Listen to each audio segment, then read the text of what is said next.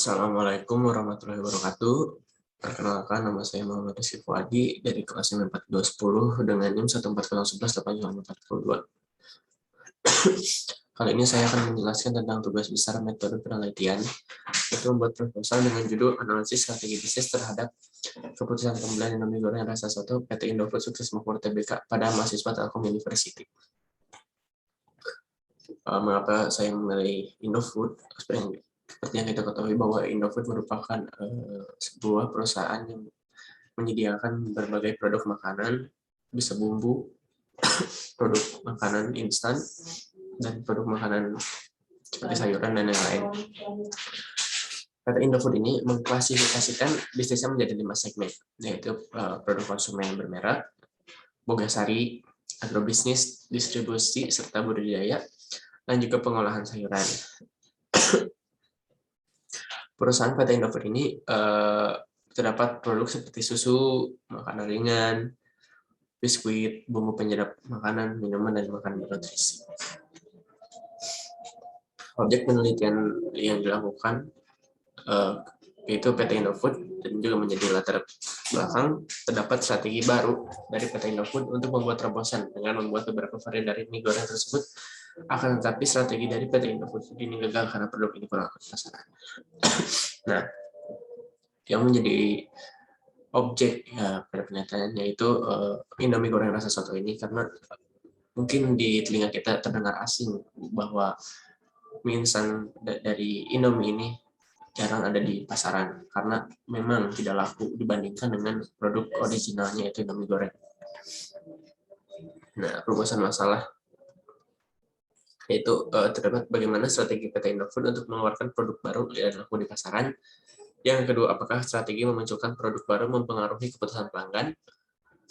Apakah terdapat pengaruh signifikan terhadap keputusan pelanggan dan munculnya produk baru instan Indomie goreng rasa soto? Nah, tujuan penelitian yang saya lakukan yaitu diharapkan untuk memberikan kontribusi kepada pengembangan bisnis produk dengan merumuskan strategi terbaik dan dapat dijadikan sebagai rujukan penelitian sejenis. Manfaat penelitian ini yaitu dari segi aspek teoritis diharapkan dapat membantu dari PT Indofood untuk menerapkan strategi pengembangan bisnis produk yang gitu agar terdapat pengaruh yang signifikan terhadap keputusan pelanggan untuk membeli produk terbaru. Dari segi aspek praktis diharapkan dapat membantu penerapan ilmu serta memberikan wawasan yang dimiliki.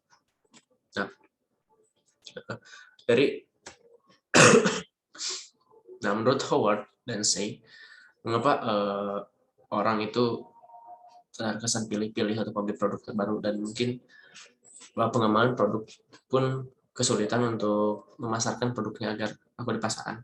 Menurut Howard and Say, dalam bahasa swasta Dharma Mesta tahun 98, proses pembelian itu dibagi ke dalam 5 tahap, yaitu pemahaman kebutuhan, proses pencarian barang, proses evaluasi, dan pengambilan keputusan. Nah, setelah melalui kelima tahap tersebut, konsumen akan segera mempertimbangkan untuk menentukan produk apa yang mereka butuhkan dan inginkan. Nah, dari teori ini, strategi yang dilakukan oleh PT Indofood yaitu integrasi vertikal dan diversifikasi pada portofolio produk. Lalu model untuk mengetahui perilaku konsumen dalam membeli atau memenuhi kebutuhan itu ada model fenomenologis, yaitu untuk memenuhi kebutuhannya model fenomenologis yaitu akan melibatkan perasaan mental mereka dan emosional yang sedang dialami. Nah, kalau logis itu secara logis, secara logika.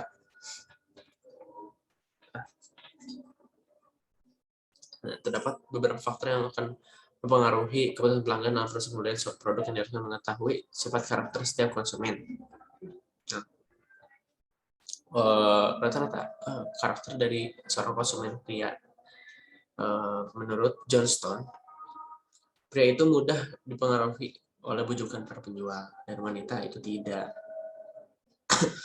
Lalu pria itu lebih mudah tertipu karena terkesan terburu-buru membeli barang, dan sedangkan perempuan sangat selektif untuk membeli barang. Lalu dan untuk remaja mudah terkena bujukan penjual dan juga iklan.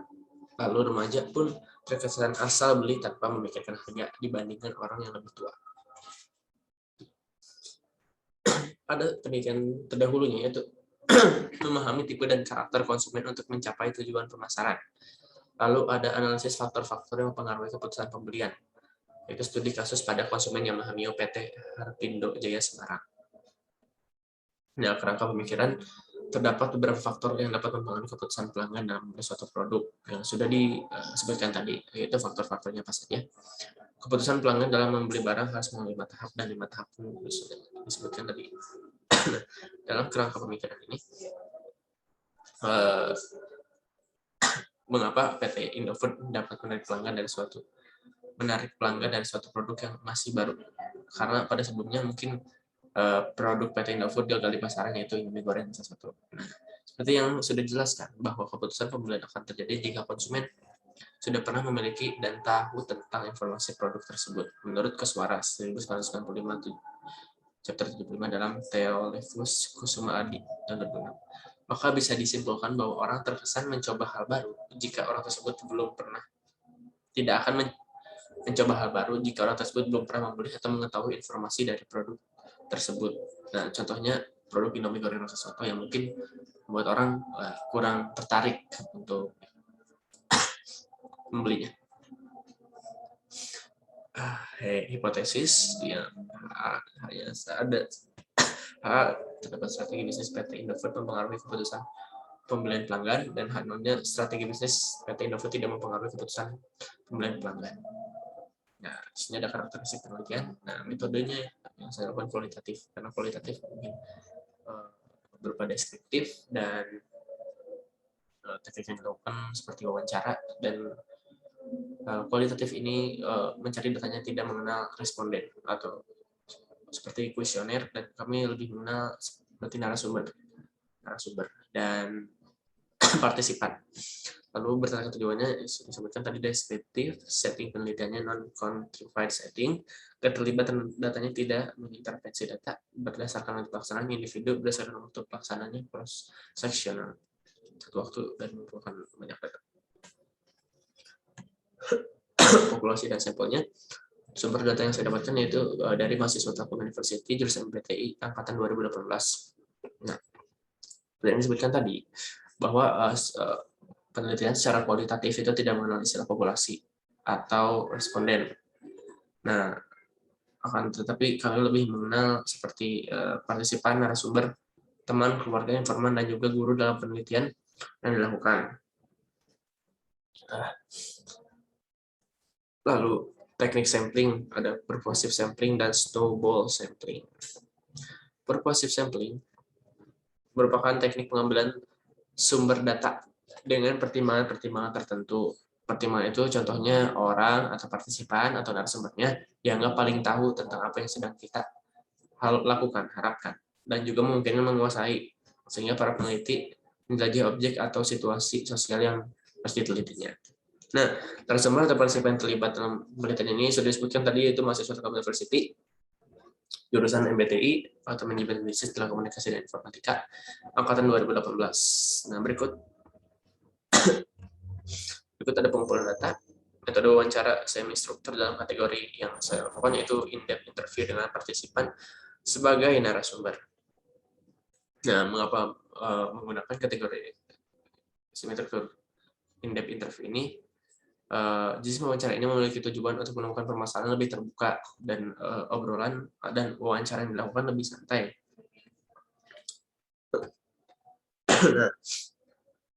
Nah, oleh karena itu, karena wawancara, maka dari itu peneliti harus mendengarkan baik-baik apa yang disampaikan oleh narasumber.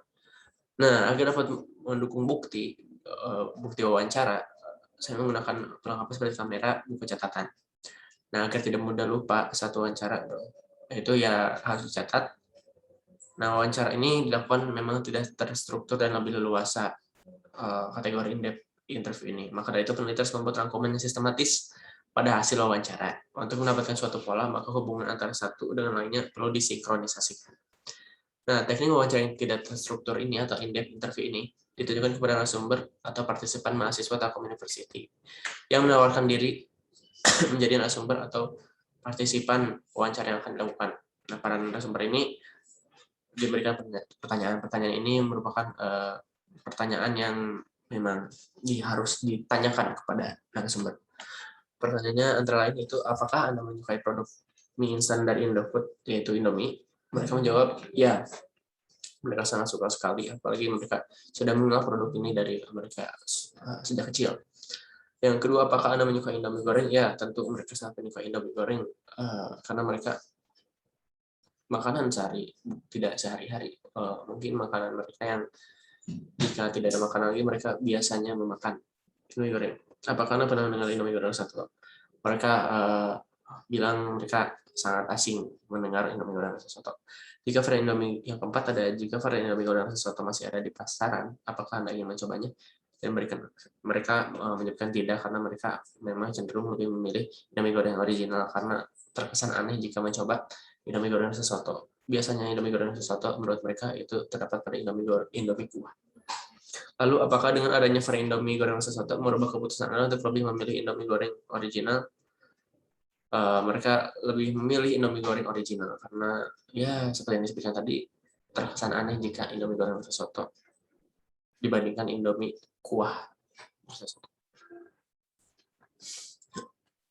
Kualitas dan reliabilitas. Kebenaran kredibilitas, penerapan keteralihan, konsistensi, auditability, dependability, naturalisasi dapat dikonfirmasi.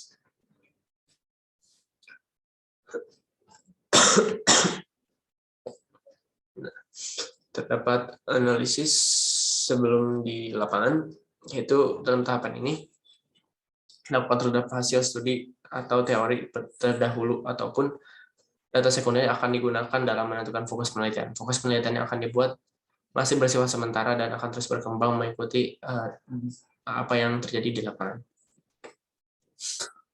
Yang kedua ada analisis data di lapangan, model Miles dan Huberman.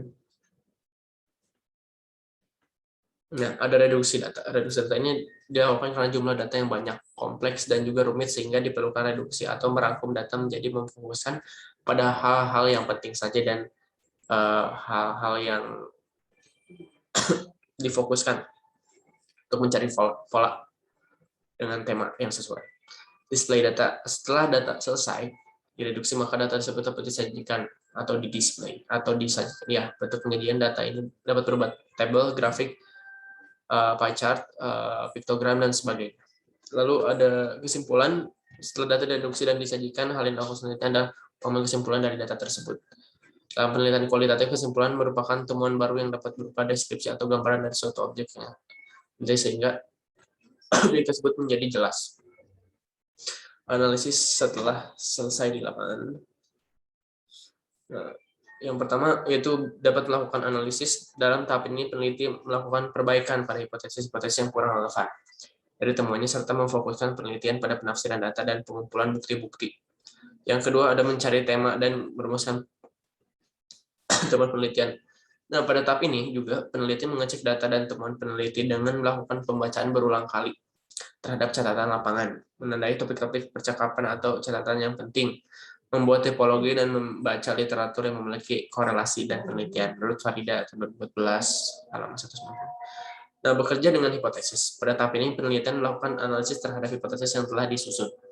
Dan bagaimana kondisi hipotesis itu benar adanya setelah hipotesis dasar selesai dirumuskan. Peneliti dapat menyusun bagian baru dengan memilah-milah datanya. Menurut Farida, 190. Nah, kesimpulannya, yang sudah disebutkan tadi bahwa konsumen dari PT Indofood, khususnya Indomie goreng rasa soto ini, tidak mau mencoba hal-hal baru atau produk varian baru dari Indomie itu karena mungkin belum PT Indofood atau khususnya Indomie goreng ini belum mengenalkan Indomie goreng rasa soto ini sebelumnya. Nah, karena konsumen membutuhkan adaptasi, karena itu maka harus diperkenalkan dulu, dan strategi yang dilakukan langsung meluncurkan produk itu mungkin kurang relevan, ya, kurang pas untuk di konsumen.